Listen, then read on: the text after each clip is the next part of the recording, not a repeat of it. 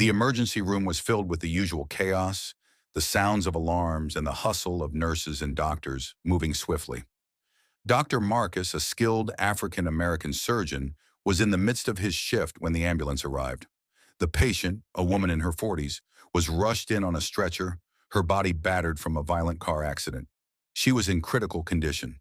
There was no time to waste. Dr. Marcus quickly took charge, calling for his team to stabilize the woman. Her name was Carol Mitchell, a woman known for her strong racist views. But to Dr. Marcus, that didn't matter. He was there to save her life. The operating room was filled with urgency as Dr. Marcus worked tirelessly. His hands moved with precision, performing the delicate surgery needed to give Carol a fighting chance.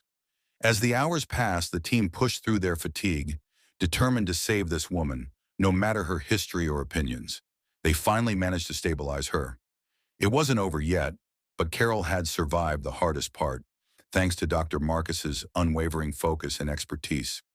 Days later, Carol began to regain consciousness. Her mind was foggy, and the pain from the accident was overwhelming. As she opened her eyes, she found herself in a sterile hospital room, confusion settling in. Her gaze landed on Dr. Marcus, standing quietly beside her bed. The moment their eyes met, Carol's confusion turned into anger. "Why is he here?" she shrieked, her voice filled with disbelief and fury. "Get him out of my sight!" The nurse tried to calm her, but Carol's rage intensified. "How could you let him near me?" she shouted. "He's the one who operated on me." Her words were sharp, filled with years of hatred and prejudice.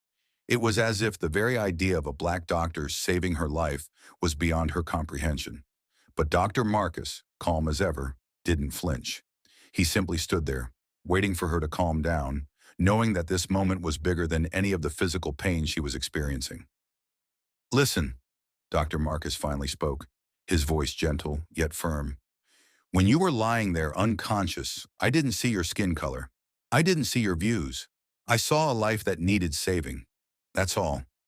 Carol's anger didn't immediately subside, but something in her eyes shifted. For a moment, she found herself questioning the very beliefs that had defined her life for so long. "I don't care who you are or what you believe in," Dr. Marcus continued. "I did my job. I saved your life because that's what we do here. We save people, no matter who they are." The silence that followed was heavy. It wasn't easy for Carol to face the truth, but there was no denying it. She was alive, and it was Dr. Marcus who had made that possible. In the following weeks, as Carol recovered, she found herself in turmoil. The same doctor who had defied her beliefs and saved her life was now standing before her every day. She couldn't escape the reality. Dr. Marcus had done the unthinkable.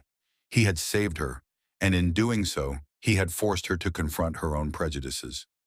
She didn't change overnight. There were moments when the bitterness would flare up again. But each time she saw Dr. Marcus, calm, professional, and respectful, something within her began to shift. The walls she had built around her heart started to crumble, just a little bit at a time.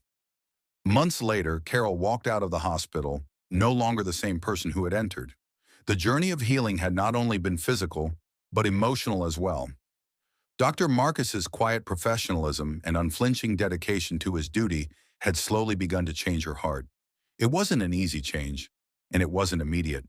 But for Carol, the encounter with Dr. Marcus had planted the seed of something new, something she wasn't sure would ever take root. But one thing was clear: Dr. Marcus had saved her life, and in doing so, he had given her a chance to re-examine everything she thought she knew about herself and others. And though it took time, Carol knew that her heart was beginning to change, just as her life had.